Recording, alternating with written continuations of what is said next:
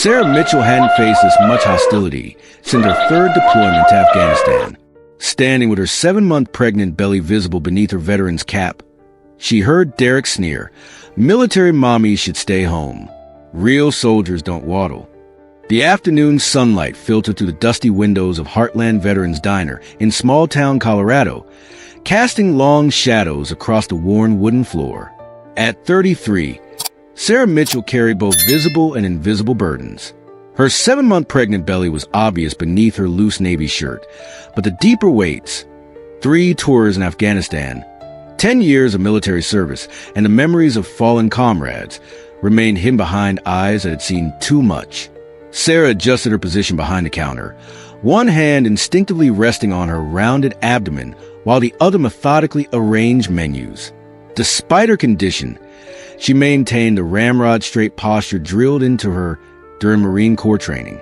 The small eagle, globe, and anchor pin on her collar caught the light occasionally, a subtle reminder of the life she'd lived before.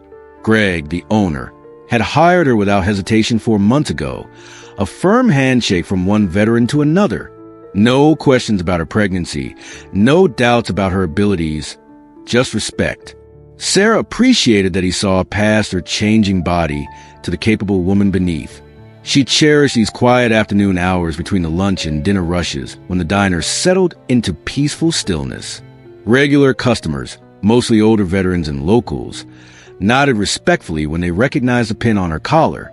Working part-time at the diner gave her structure, something to anchor her days as she prepared for both motherhood and civilian life. Sarah smoothed her apron over her belly, feeling a reassuring kick from within. This child will be born into peace. She'd made sure of that. The peaceful stillness shattered when the bell above the door jangled harshly. 4 men stormed in, reeking of beer and cigarettes, their voices unnecessarily loud. Sarah's spine stiffened instinctively. Her Marine Corps training immediately cataloged potential threats. For males mid-30s, aggressive postures inhibited judgment from alcohol. She recognized their ringleader, Derek Collins, a dishonorably discharged Army private who'd built a reputation for harassing anyone he deemed weaker. His pale blue eyes narrowed when he spotted her behind the counter. "Well, look what we have here," Derek announced, elbowing his buddies. The pregnant jarhead playing waitress. His friend snickered on cue. Sarah kept her expression neutral, continuing to wipe down the counter with methodical precision. 18 years of military discipline had taught her when battles were worth fighting. This wasn't one of them. "Didn't think they let knocked-up women handle food," Derek continued, his voice deliberately carrying across the diner. "Pretty sure that's against health codes or something." The scattered patrons shifted uncomfortably but remained silent. Amy, the young waitress behind the counter, shot Sarah a concerned glance before suddenly becoming intensely interested in organizing clean silverware. Sarah moved with practiced efficiency to a nearby table, notepad ready. "Can I get you gentlemen menus?" she asked, her voice steady despite the tension coiling through her body. Derek sprawled across the booth, legs spread wide, taking more space than necessary. "Sure thing, Mama Marine. Waddle it over quick." His friends erupted in snorts of laughter. As Sarah turned away, Derek's voice dropped to a theatrical whisper meant for all to hear. "How'd a woman even get pregnant in the Marines? Some diversity quota hookup." Sarah's hand tightened around her pen, but she continued without acknowledging him. Combat had taught her to identify threats worth engaging. "I serve with females," Derek continued, voice rising with each word. "Dead weight, all of them. Women like you are why our military's gone soft." Sarah returned with menus, placing them precisely on the table. "Today's special is meatloaf," she said evenly. Derek's hand shot out, gripping her wrist hard enough to bruise. The eagle, globe, and anchor tattoo on her forearm was visible beneath her rolled sleeve. "So you really were a jarhead?" His eyes flicked to her stomach. "Let me guess, office duty, filing papers while real soldiers fought." "Remove your hand," Sarah said, steel beneath her quiet tone. "Or what? You'll breathe heavily at me." Derek laughed, releasing her with dismissive shove. "Women like you are why America can't win wars anymore. Playing soldier until it gets rough, then coming home for special treatment and maternity leave." Sarah measured her breathing like she'd been trained. Inhale 4 counts. Hold. Exhale. I'll give you time with the menus, she said calmly. As she pivoted away, Derek suddenly thrust his boot forward, deliberately blocking her path. Did I dismiss you, Marine? Stand at attention when I'm talking to you. Sarah maneuvered around the obstruction with practiced skill. Your server will be with you shortly. Pregnant warriors should stay home. Derek called after her. If you can't handle being a woman, don't make it everyone's problem. His friends erupted in cruel laughter. Greg, watching nervously from behind the counter, approached Sarah. Maybe take your break early, he muttered, avoiding her eyes. Those guys come in every week. Big spenders when they're happy. We don't need trouble. Sarah nodded once, military crisp. Her face revealed nothing, but her hand instinctively moved to shield her abdomen. Both she and her child had survived worse threats than Derek Collins. Sarah was arranging napkins at the far end of the counter when one of Derek's friends, a heavy-set man with a patchy beard, lurched to his feet and approached her from behind. We're talking to you.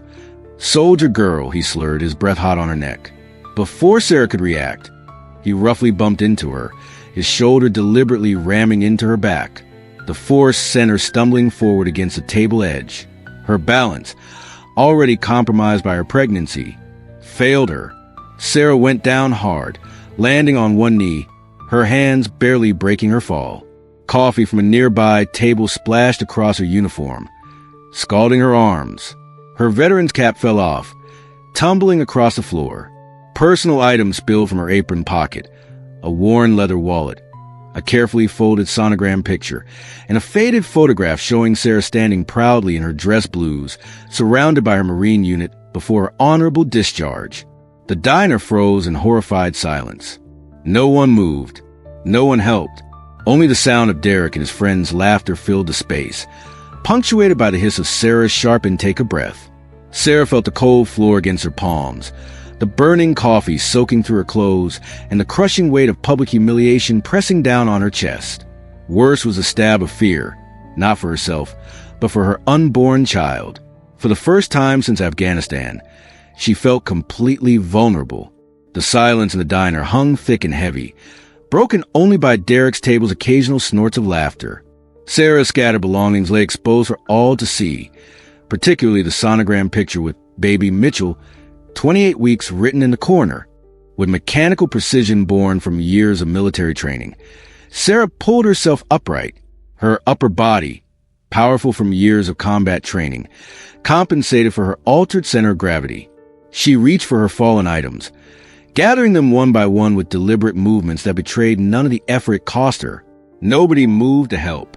Several patrons averted their eyes, suddenly fascinated by the tabletops or the dregs in their coffee cups. Others whispered behind raised hands, "Someone should do something. Not our business." So uncomfortable to watch. Sarah's face remained a disciplined mask, betraying nothing. Every Marine learns that showing weakness can be fatal. She gathered her belongings systematically, each movement deliberate despite the coffee burning against her skin through soaked denim. The small Marine Corps emblem on her cap was nearly worn away from years of wear, but still visible to those who recognized its significance. From behind the counter, Amy started forward with clean towels. Greg quickly intercepted her, grabbing her elbow. "Don't," he muttered under his breath. "They're paying customers. We don't need trouble." "But she works here," Amy protested quietly. Confusion etched across her young face. "Part-time only," Greg replied, voice low but firm. "Those guys come in every week. Big spenders when they're happy. Just take their drink orders and keep it moving." Sarah finally regained her footing, dignity intact but shoulders rigidly set. She straightened her soaked shirt, one hand unconsciously drifting to her abdomen to check that her baby was undisturbed. The child responded with a reassuring kick against her palm, bringing the ghost of relief to her eyes. At a nearby table, a young boy around 8 years old watched the scene with wide, troubled eyes. He sat with his parents, his father wearing a Veterans Association jacket adorned with Desert Storm patches and ribbons. "Dad," the boy whispered, tugging at his father's sleeve. "Is that lady a soldier too? Like you were?" The father studied Sarah for a long moment, his expression transforming as he noticed a Marine Corps emblem on her fallen cap. His jaw tightened visibly as he glanced from Sarah to Derek's table of laughing men. "Yes, Noah," he finally answered, voice thick. And from the looks of it, a real one. He stood abruptly, phone already in hand. "Excuse me," he told his wife. "I need to make a call." As he strode purposefully toward the door, phone pressed his ear, his voice carried back into the diner. "Hey, it's Captain Bennett. Listen, I need to report something to the old unit. You're not going to believe what I just witnessed." Exactly 30 minutes after Sarah hit the floor, the unmistakable growl of a military Humvee engine cut through the diner's uncomfortable murmur. The massive vehicle, painted in desert tan with Marine Corps insignia clearly visible, pulled up directly in front of the entrance, tires crunching aggressively on gravel. The diner door swung open with military precision. 3 Marines entered in perfect formation, 2 men and 1 woman, all wearing impeccable service uniforms that gleamed under the fluorescent lights. The first, a barrel-chested master sergeant with steel gray hair cropped regulation short, walked with slight limp and carried a polished oak cane. Behind him came a younger Marine, his posture perfect. The third was a female captain whose uniform displayed combat ribbons and medals that silently testified to multiple tours in the world's most dangerous places. They didn't utter a single word. They didn't need to. Their presence commanded immediate attention, and a heavy silence blanketed the diner as they moved with synchronized purpose directly to where Sarah stood, now composed but still coffee-stained. The master sergeant stopped before Sarah, drew himself to perfect attention despite his injured leg, and delivered a textbook salute. "Staff Sergeant Mitchell, forgive our delayed response, ma'am." Sarah's military training took over instinctively. She straightened, shoulders squaring as her hand rose in a crisp return salute. The defeated look in her eyes vanished, replaced by a spark of something long dormant. "At ease, Master Sergeant Thompson," she replied, her voice stronger and more commanding than anyone in the diner had ever heard from her. "Amy," the young waitress hurried over nervously, smoothing her apron. Should I clean the table for you all?" The female captain nodded once. "4 coffees, please. Black." At Derek's table, the laughter had died. The men shifted uncomfortably, suddenly fascinated by their drink glasses. Master Sergeant Thompson spoke to Sarah without lowering his voice, ensuring every word carried throughout the now silent diner. "Captain Bennett contacted us. Said one of our finest was being disrespected on civilian ground." The captain's calculating gaze swept the diner, lingering momentarily on Derek and his companions.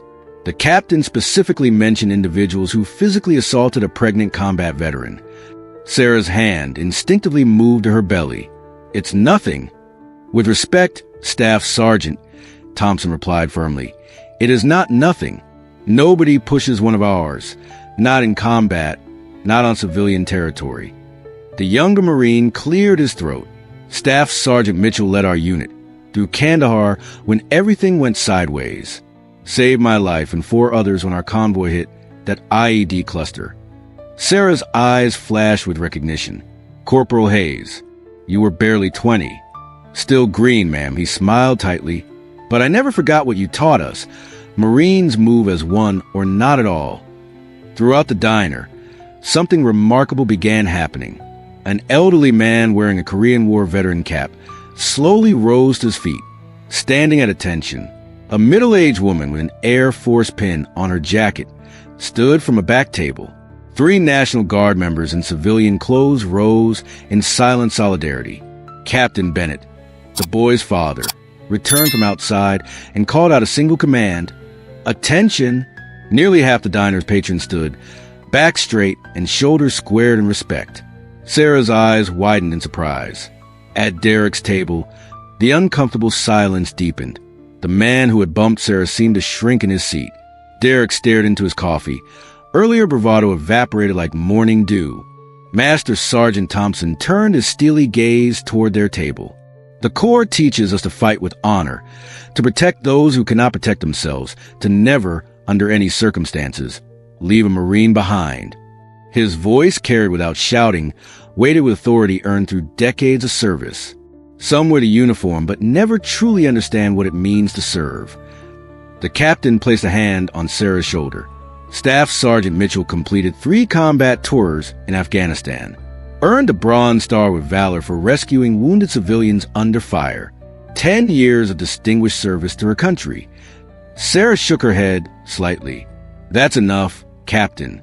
That life is behind me. With respect, Staff Sergeant, the captain replied. The Corps is never behind you. Semper Fidelis isn't just a motto. Greg, the manager, approached their table. Earlier indifference replaced with nervous deference. Your meals are on the house today for all of you. Master Sergeant Thompson met his gaze evenly. Marines pay our debt, sir. Always have, always will. Derek and his friends paid their bill in silence and left without making eye contact with anyone. As they departed, Corporal Hayes called after them, Semper Fi, gentlemen. His tone making it clear the phrase was both a greeting and a warning. 1 month later, the Heartland Veterans Diner had transformed. The weathered old sign had been replaced with a freshly painted display reading Heartland Veterans Diner. Every soldier has a place here. Inside, photographs of local veterans line one wall. Their service branches and years proudly displayed beneath each image. Sarah still arrived for her regular shifts, now wearing her Marine Corps pin openly on her collar. Her pregnancy had advanced, but she moved with the same dignity and purpose. Regular customers greeted her by rank. Morning, Staff Sergeant, with genuine respect. Captain Bennett and his family became Saturday regulars. His son Noah often brought hand-drawn pictures for Sarah. Crayon figures in uniform standing beside a smiling stick figure with a round belly, all beneath a brightly colored sun. Is this supposed to be me? Sarah asked one morning, studying the colorful artwork. Noah nodded seriously. Dad says you're a hero. Heroes should smile more. Sarah's hand rested on her rounded abdomen, feeling her child move within. Your dad sounds like a wise man. He says, what happened to you that day changed our town. Noah replied, made people remember what respect means. The diner had become a sanctuary with a divide between military and civilian narrowed over cups of coffee and shared meals. Veterans who had previously kept to themselves now found camaraderie in a corner booth. Civilians who had never served learned to recognize the quiet signs of sacrifice in the people they passed daily. If this story touched you, please share your thoughts in the comments below. We respect every experience shared here. Have you witnessed pregnant veterans facing similar challenges or experienced discrimination based on service or pregnancy? Your experiences matter, and every comment helps raise awareness about the unique struggles and incredible strength of pregnant veterans. Subscribe for more powerful stories that honor those who serve both country and family.